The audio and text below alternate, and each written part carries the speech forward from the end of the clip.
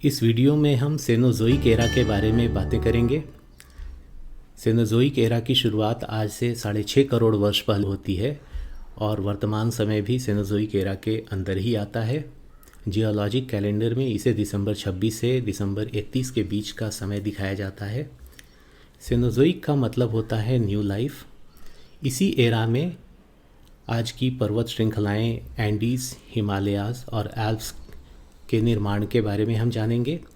और सबसे महत्वपूर्ण बात जो इस एरा में हुई है वह ह्यूमंस का इवोल्यूशन, मनुष्यों का विकास।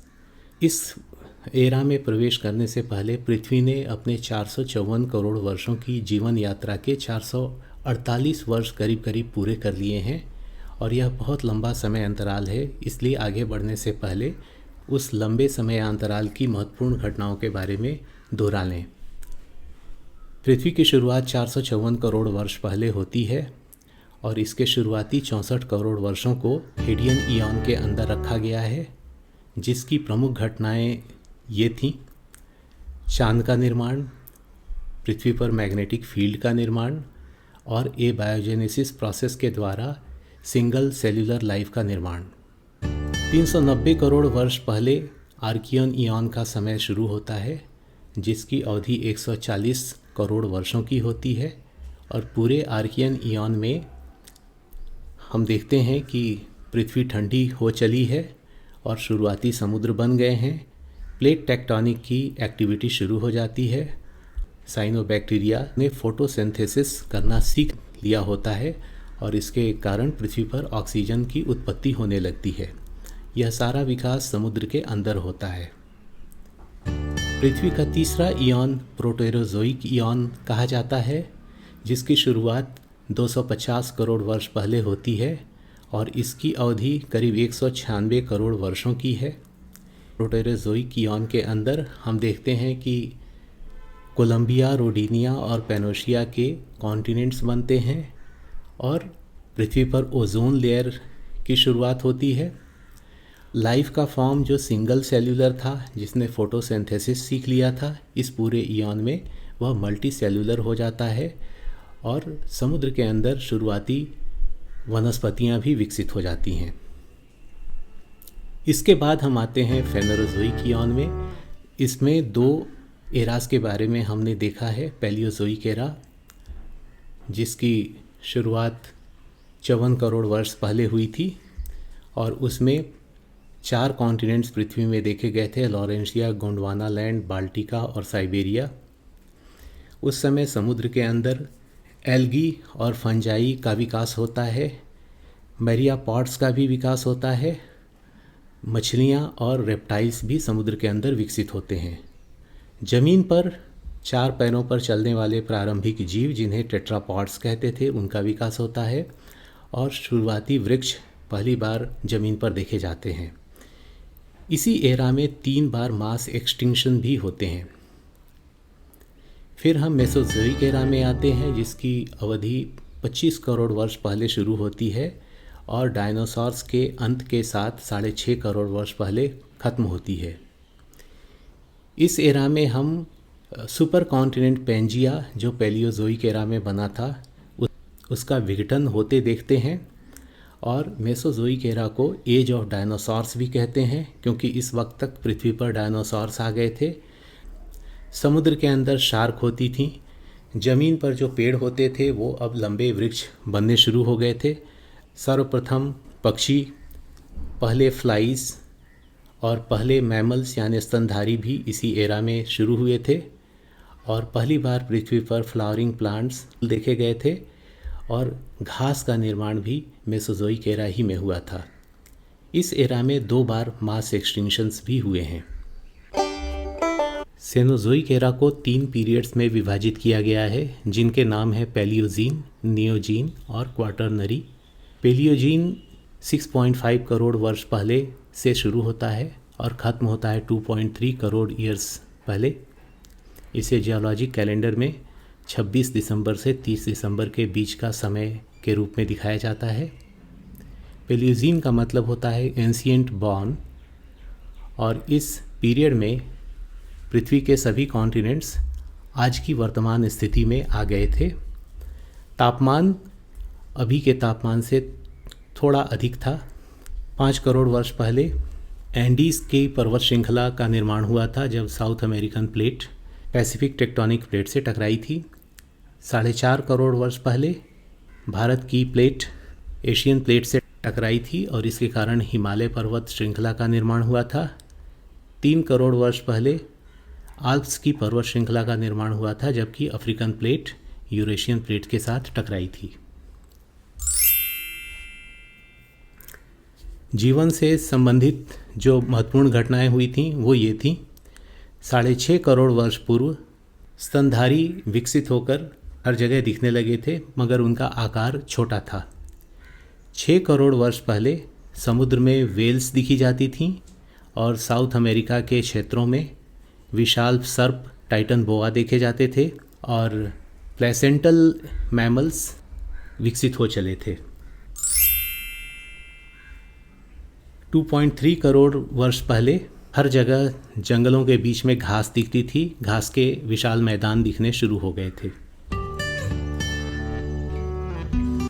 सेनोज़ोइक एरा के दूसरे पीरियड का नाम नियोजीन है जिसकी शुरुआत 2.3 करोड़ ईयर्स अगो हुई थी। ये ख़त्म होता है 26 lakh years ago. Geology calendar में इसे दिसंबर 30 से दिसंबर 31 के 7 बजे सुबह के समय के रूप में दिखाया जाता है। आप स्क्रीन पर मनुष्यों के प्रारंभिक रूपों को देख सकते हैं जो अभी भी एप्स की तरह लगते थे। यह पीरियड मनुष्यों के विकास की कहानी लिए हुए आता है। 1 करोड़ वर्ष पूर्व अफ्रीका के क्षेत्रों में खासतौर पर सघन वन की जगह पेड़ों के बीच में घास के मैदान देखे जाने लगे थे और इन घासों ने मनुष्य के विकास क्रम में बहुत महत्वपूर्ण भूमिका निभाई है क्योंकि इसके कारण जो एप्स होते थे जो पेड़ पर रहते थे वो नीचे उतर आते थे और एक से दूसरे पेड़ में जाने के लिए उन्हें 4 पैरों पर चल के जाना होता था। लेकिन 4 पैरों पर घासों के बीच में चलना ज़्यादा कठिन होता था, इसलिए वो खड़े होकर चलने की शुरुआत करते थे। धीरे धीरे जब घास के मैदान बहुत बढ़ने लगे तो एप्स ने 2 पैरों पर ही ज़्यादातर चलना सीख लिया और यह एक मनुष्य की विकास यात्रा का बहुत ही महत्वपूर्ण पायदान है।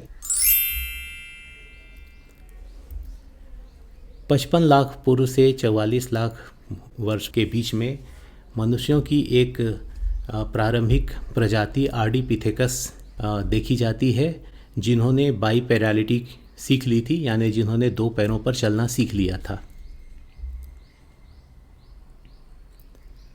40 लाख वर्ष पूर्व आर्डीपिथेकस से विकसित होकर ऑस्ट्रेलोपिथेकस मनुष्यों की एक प्रजाति बनी थी। आप स्क्रीन पे देख सकते हैं आर्डीपिथेकस जिनके ब्रेन का साइज़, जिनके मस्तिष्क का साइज़ 350 क्यूबिक सेंटीमीटर था और ऑस्ट्रेलोपिथेकस 450 क्यूबिक सेंटीमीटर का ब्रेन साइज़ वाले दूसरे शुरुआती मनुष्य के प्रकार थे। 25 लाख वर्ष पूर्व के समय और उसके आसपास मनुष्यों की प्रजाति का एक अलग समूह विकसित होता है जिसे होमो जाति समूह कहते हैं। तो 25 लाख वर्ष पूर्व होमो हैबिलिस अफ्रीका में देखे जाते थे और ये पूरे अफ्रीका के कॉन्टिनेंट में फैल गए थे। इनकी प्रजाति 20 लाख वर्ष पूर्व ख़त्म भी हो जाती है। यह पहली मनुष्यों की प्रजाति थी जिसने औजार बनाने सीखे थे। क्योंकि इनका मस्तिष्क विकसित हो गया था इसलिए इनमें सोचने समझने की इतनी क्षमता हो गई थी कि अपने जीवन और शिकार के लिए वह औजार का निर्माण कर सकें। इन्होंने सबसे पहले हड्डियों, पत्थरों और लकड़ियों से कुछ औजार बनाए। आप स्क्रीन पे देख सकते हैं एक हैंड एक्स जो पत्थर से बना है और एक हथौड़े के किस्म का औजार जिसमें लकड़ी और पत्थर दोनों बांध के रखे गए हैं। सेनोज़ोइक एरा का तीसरा और आखिरी पीरियड क्वार्टरनरी के नाम से जाना जाता है जिसकी अवधि 26 लाख वर्ष पूर्व से लेकर अभी तक के समय की बताई जाती है। इस पीरियड की मुख्य बात यह रही है कि इसमें उत्तरी ध्रुव पर तो हमेशा ही बर्फ़ रही ही है। उत्तरी गोलार्ध के अधिकांश हिस्सों में कई बार हिमयुग की स्थिति बनी है। पिछला हिमयुग आज से 22,000 वर्ष पहले आया था। लंबे बालों वाले प्राचीन हाथी, आज के हाथियों से बड़े और जिनके शरीर पे बहुत सारे बाल थे, वो हाथी वूली मैमथ आज से 14,000 से 12,000 वर्ष पूर्व एक्सटिंक्ट हो गए, खत्म हो गए।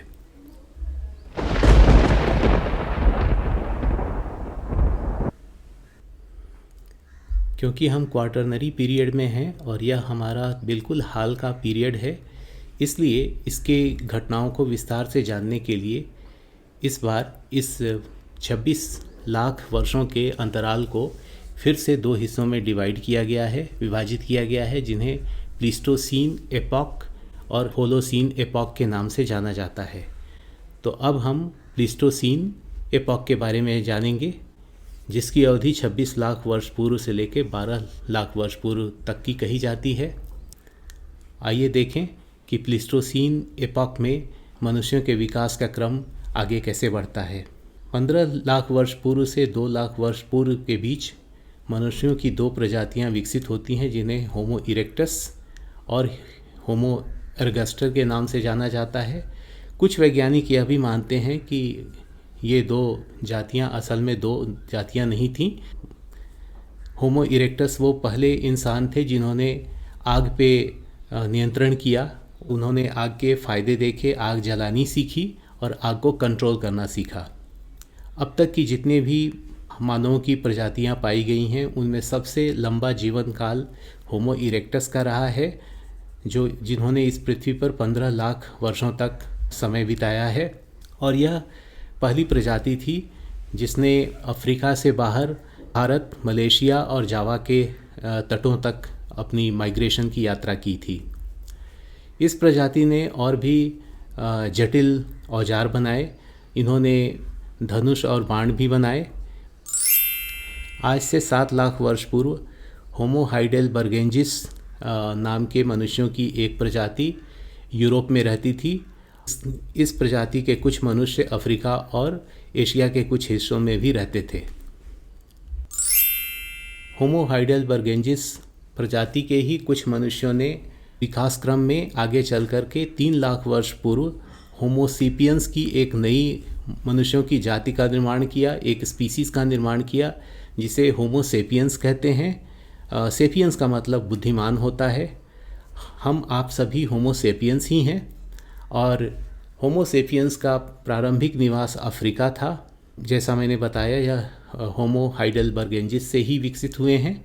यह भी प्रजाति ऐसी थी जिसने अफ्रीका के बाद विश्व के दूसरे हिस्सों में अपना माइग्रेशन किया। अब तक हमने मनुष्यों की कई आदिम प्रजातियों के बारे में बात की है। कुछ और भी प्रजातियां थीं जो विश्व के अलग अलग हिस्सों में रहती थीं। उनके नाम थे डेनिसोवंस, फ्लोरेंसिएंसिस और होमो निएंडरथल्स। निएंडरथल्स यूरोप में रहते थे और फ्लोरेंसिएंसिस मलेशिया और उन हिस्सों में पाए जाते थे। 1 लाख वर्ष से 50,000 वर्ष पूर्व के समय के बीच होमो इरेक्टस, डेनिसोवंस, फ्लोरेंसिएंसिस और निएंडरथल ये सभी पृथ्वी से लुप्त हो गए।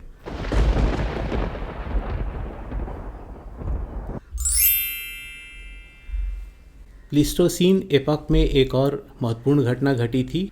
आज से 15,000 वर्ष पूर्व कुत्तों ने अपना जंगली जीवन त्याग दिया था और वो मनुष्यों के साथ रहने लगे थे। आइए एक बार फिर से मनुष्यों की विकास यात्रा को जरा और भी गहराई से समझें और यह नियोजीन और क्वार्टरनरी पीरियड, इन दोनों पीरियड्स के बीच इस यात्रा के विभिन्न पृष्ठ बिखरे हुए हैं। एक बार फिर सिलसिलेवार ढंग से इस पूरी यात्रा को समझें। आज से 45 लाख वर्ष पूर्व आर्डिपिथेकस अफ्रीका में पाए गए थे। यह प्रजाति एप्स से विकसित होकर प्रारंभिक ह्यूमन प्रजाति बनी थी। अब ये 2 पैरों पर चलने लगे थे। इनके दांत, इनके जबड़े अभी भी बहुत हद तक एप्स के समान थे। मस्तिष्क का आकार 350 क्यूबिक सेंटीमीटर था।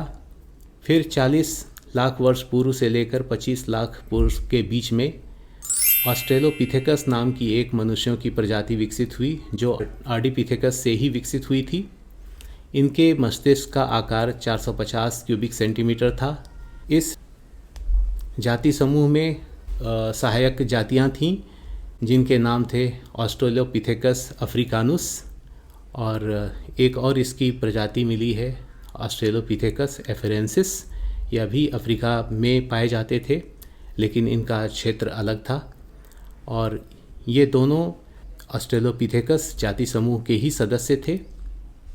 इसके बाद हम देखते हैं कि करीब 30 लाख वर्ष पूर्व से लेकर 15 लाख वर्ष पूर्व के बीच एक और मानवों का जाति समूह विकसित होता है जिसका नाम पैरेंथ्रोपस कहा जाता है, और इनका मस्तिष्क थोड़ा और विकसित था, 475 क्यूबिक सेंटीमीटर के आकार का। इनके अंदर भी कई जातियां थीं जिनमें से एक का नाम पैरेंथ्रोपस रोबस्टस था। आप चित्र में देख सकते हैं स्क्रीन पर, इनके जबड़े अभी भी एप्स के समान थे, बहुत ही मजबूत दांत थे। इनके हाथ थोड़े लंबे थे लेकिन यह भी 2 पैरों पर चलना सीख चुके थे। एप्स के जिन समूहों ने 2 पैरों पर चलना सीखा और वो 2 पैरों पर ही चलने लगे, उन्हें ही आदि मानवों के रूप में रखा जाता है, यानी आर्डेपिथेकस, ऑस्ट्रेलोपिथेकस और पैरेंथ्रोपस। ये तीनों जाति समूह 2 पैरों पर चलने वाले आदिम मनुष्य थे। 20 लाख वर्ष पूर्व से लेकर अभी तक अब जो मनुष्यों के विभिन्न जाति समूह मिलेंगे उनमें एक खास बात पाई जाती थी, इन्होंने अपने मस्तिष्क का आकार काफ़ी बढ़ा लिया था और इन सब के मस्तिष्क 650 क्यूबिक सेंटीमीटर या उससे बड़े हो गए थे, और बड़े मस्तिष्क के साथ उनमें सोचने समझने, कुछ नई चीज़ों का आविष्कार करने की क्षमता भी विकसित हो गई थी। इसलिए इस जाति समूह के मनुष्यों को एक अलग नाम दिया गया है और इन्हें होमो जाति समूह या जीनस होमो कहा जाता है। इसके अंदर बहुत सारी जातियां थीं। सबसे शुरुआती जाति जो थी उसे होमो हेबिलिस कहते हैं, जिनका मस्तिष्क 650 क्यूबिक सेंटीमीटर के साइज़ का था। होमो हेबिलिस के समानांतर एक और आदि मनुष्यों की प्रजाति पाई जाती थी, होमो रुडोल्फेंसिस। होमो हेबिलिस के बाद होमो एर्गस्टर भी एक और मनुष्यों का जाति समूह विकसित हुआ था, जिसे पत्थर के औजारों का प्रयोग करना आता था। और फिर ये आगे चल करके करीब 10 से 15 लाख वर्षों के बीच के किसी समय में एक और जाति समूह में विकसित हुए जिन्हें होमो हाइडेलबर्गेंजिस कहा जाता है। और आप स्क्रीन पर देख सकते हैं इनके मस्तिष्क का आकार काफ़ी विकसित हो गया था और ये 1250 क्यूबिक सेंटीमीटर का मस्तिष्क इनका हो गया था। और इन्होंने और भी कई चीज़ें सीख ली थीं।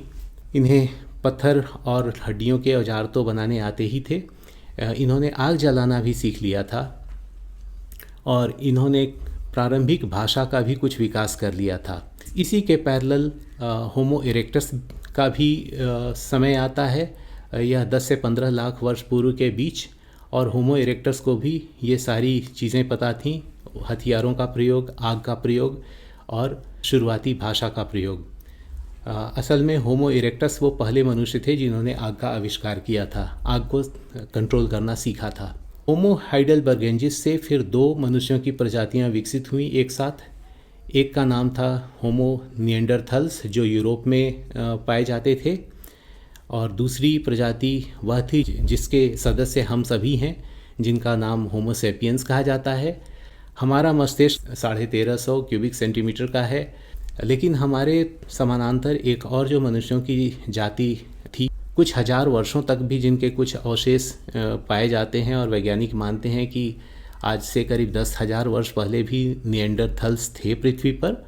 उनके आश्चर्य की बात है कि उनके मस्तिष्क का आकार हमारे मस्तिष्क के आकार से भी बड़ा था। हालांकि उनका शरीर थोड़ा छोटा था, वो बड़े मजबूत शरीर के होते थे और मस्तिष्क उनका बड़ा होता था। कुछ अज्ञात कारणों से अब वह प्रजाति विलुप्त हो गई है। आज पृथ्वी पर सिर्फ एक ही प्रजाति बची है मनुष्यों की, जिसे होमो सेपियंस कहते हैं।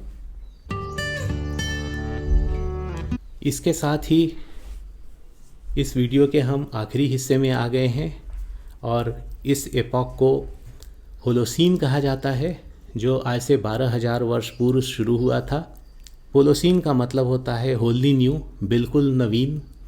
होलोसीन एपॉक में पृथ्वी प्लीस्टोसीन एपॉक से थोड़ी ज़्यादा गर्म हो गई थी और अब ग्लेशियर्स छंट रहे थे, बर्फ़ कम हो रही थी उत्तरी गोलार्ध में, और आज से 12,000 वर्ष पूर्व गाय और भैंसों का डोमेस्टिकेशन किया गया, उन्हें पालतू बनाया गया। करीब 10,000 वर्ष पूर्व आज से मनुष्यों ने खेती करना सीखा और इसके बाद मनुष्यों ने अपनी बस्तियां बनाकर एक जगह रहना शुरू किया और फिर हमारी जनसंख्या बढ़ने लगी। करीब 5,000 वर्ष पूर्व मनुष्यों ने सबसे पहले घोड़ों का प्रयोग करना सीखा और आज से 4,000 वर्ष पूर्व हमने व्हील का या चक्के का आविष्कार किया। ये थी पृथ्वी की 454 करोड़ वर्षों की कहानी। आशा करता हूँ कि आपको यह कहानी रोचक और उपयोगी लगी होगी। आपके सुझावों का स्वागत है। मुझे खुशी होगी अगर आप इस चैनल को सब्सक्राइब करें। धन्यवाद।